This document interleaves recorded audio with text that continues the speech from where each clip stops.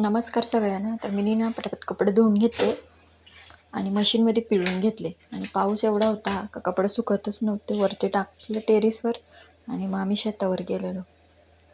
तर शेतावर एवढं पाणी झालेलं, मस्त झालेलं वातावरण. आणि शिव बघा बिना आंघोळी चालू शेतावर. आणि हे आलेले मासं मारायला. आमची इथं वल्गण आलेली. आम्ही पण आलेलो यांच्यासोबत. उगीच आलो असं वाटायला लागलं आम्हाला यांच्यासोबत. नुसतं टाईमपास करायचा. आमच्या शेताचं बांध बघा कसं झालं, सगळं तुटून वाहून गेले. 2-3 वर्षाला आम्ही शेतात लावत नाही म्हणून त्याची अशी अवस्था झाली. आणि मला जाम विचित्रच वाटलं त्या शेताच्या बांधाकडे बघून. मग आम्ही तिथंच उभी होतो, मी ना शिव. बाकी ही गेलेली. आणि हा खेकड बघा नुसतं बाहेर निघून आतमध्ये जायत होता. रुद्राचे पप्पा माशाची वाट बघत होते आणि हे बघा 2 मासे मारलेत. ते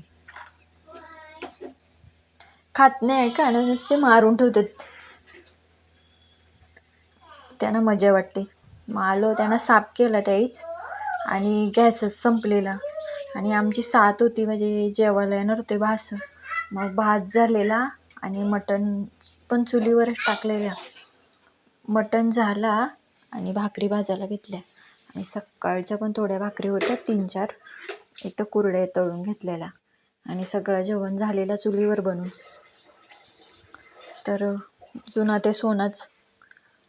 गॅस संपला, मग सगळं चुलीवरच जेवण बनवून घेतलं पटापट. आणि चुलीवर मला तर वाटते लवकर झालंय. आणि रुद्र असा दूध पण तापत ठेवलेला. असा जुगाड कोण कोण करत आहे. मी तर गॅस संपलेलं 2 दिवस केला.